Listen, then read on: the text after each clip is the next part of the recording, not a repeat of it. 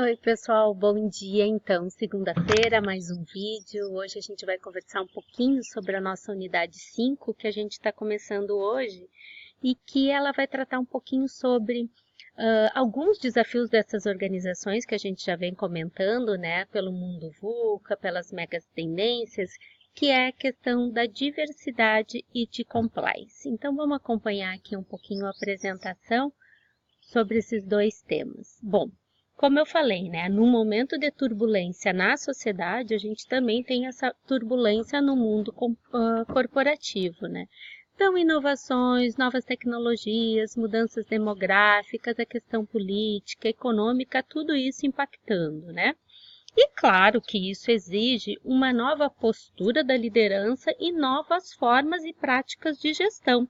Não é mais possível administrar uma empresa como era feita no passado, que vocês estudaram em teoria das organizações, né? Então é preciso sim que a liderança invista tempo, estudo, se prepare para essas mudanças que são exigidas atualmente, né? E é um erro a gente acreditar que essa transformação cultural vai ser um processo linear, tranquilo. Saímos daqui hoje do presente e chegaremos ali no futuro calmamente. Não, né?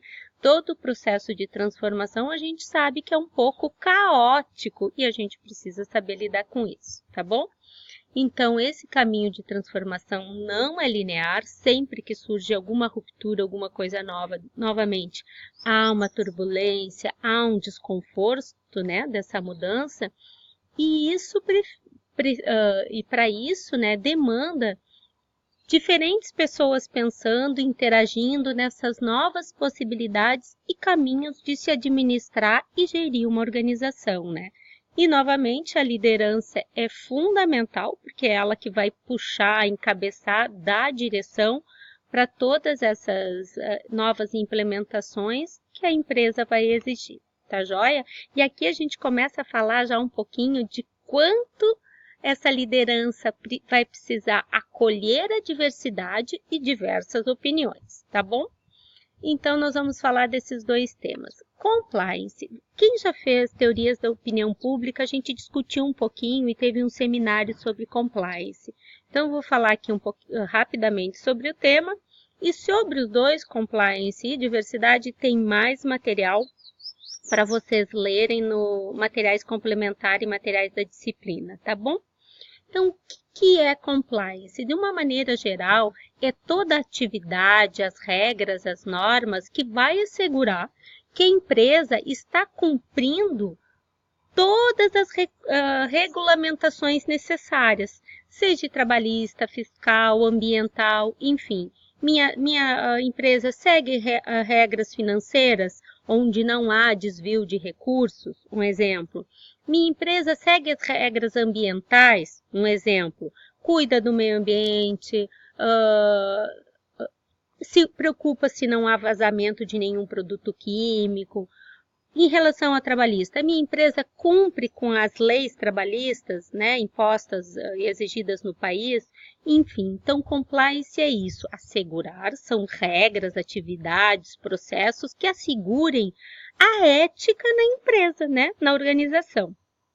Compliance lá atrás, na década de 90, era vista só como adequação jurídica, ou seja, eu preciso de compliance, né? Eu preciso ser ética e responsável, porque aí eu vou evitar ações jurídicas, né? Eu estou sendo responsável e cumpro com as minhas obrigações. Mas o que a gente vê com o passar do tempo e, novamente, a evolução da sociedade? Que compliance é mais do que adequação jurídica. Ela contribui para a reputação das organizações, né? Essa reputação que a gente já estudou tanto. Então, ser responsável, ser justa, ser ética, transparente e ter processos que assegurem o compliance é um valor que hoje as empresas, inclusive, costumam a divulgar, né?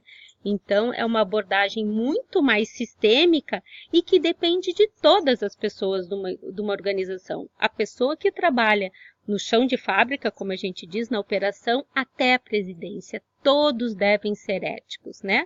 Para que se tenha a compliance nas organizações. Uma empresa, então, que deseja se consolidar no mercado a longo prazo, né, com sustentabilidade do seu negócio, precisa ter compliance e ele tem que estar atrelado aos objetivos estratégicos, missão e visão da companhia. Lembra que a gente já estudou esses conceitos? Então, ser ético, responsável, transparente, cumprir com as leis, tem que ser uma missão, um valor, um objetivo da organização. E aquela organização que ainda não tem todos os seus processos, atividades, digamos que maduros, né, que comprovadamente asseguram essas regras, então coloque no seu objetivo estratégico desenvolver uma compliance forte e faça disso um caminho para os próximos anos a ser seguido, né? Então, como eu falei, a sociedade, cada vez mais a cobrança por padrões éticos, isso acaba gerando valor para a empresa e para a sociedade.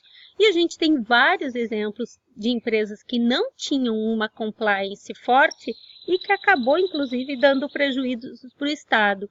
A primeira que a gente lembra é a Petrobras. Como é que uma empresa desse tamanho, né, foram capazes de serem feitos contratos, enfim, alguns processos escusos e não favoráveis à empresa, porque não tinha um padrão que regulamentasse, né? Enfim, então existem várias ferramentas para essa compliance que vai garantir solidez, respeito e que a empresa assegure seus objetivos estratégicos, né? E não é coisa conflitante, não. Ter compliance e ter lucro não é conflitante, pelo contrário, né? A sinergia da empresa com todas as normas, regulamentações, vai trazer mais solidez, vai trazer mais investimentos, né? Quem é a pessoa que vai investir numa empresa que não é confiável? Então, ser confiável traz também vantagens financeiras, tá bom, pessoal? E aí, o nosso outro tema dessa capítulo 5 é sobre diversidade. Esse é um tema que eu gosto muito, que eu trabalhei muito nas empresas e está cada vez mais sendo discutido. Até fica a dica para vocês que gostam muito de comunicação interna, deem uma olhada quais são os novos desafios da comunicação interna para trabalhando e lidando com a diversidade, tá bom? Bom, diversidade tem sido discutida, né, como indispensável para as empresas, no que diz respeito à inovação. Por quê? Hoje se fala tanto em inovação que as empresas têm que inovar, enfim. Mas inovação só surge do quê? De ideias diferentes. Se todos pensarem a mesma coisa, no mesmo caminho, na mesma direção, a gente não consegue enxergar coisas diferentes e propor inovação, né? E a gente sabe que é claro que não é fácil gerenciar, e aí a dificuldade de uma liderança que precisa estar preparada, quanto mais pessoas diversas, mais ideias diferentes eu vou ter, conceitos, valores, né? Então gera coisas positivas, mas também eu preciso saber lidar com isso. E a nossa liderança não está preparada, né? A liderança quer todo mundo igual, porque fica mais fácil de gerenciar. Mas esse tema sobre gerenciamento de equipes, grupos, diversidade, gestão de conflitos é o nosso último capítulo, tá? Então, a gente sabe que algumas empresas buscam harmonizar as suas equipes, projetando, né, talvez equipes iguais, com pessoas iguais, para eliminar conflitos, mas isso é impossível. E além disso, a ser impossível, a empresa está caminhando para trás, né, gente? Bom, qual é o preparo dos empreendedores, da liderança para lidar com o tema da diversidade, então, né? Para alguns a gente vai ver que é uma grande dificuldade. Então, deem uma lida nos materiais que a gente volta a conversar sobre isso. Tá bom? Até mais então. Tchau. A gente se vê.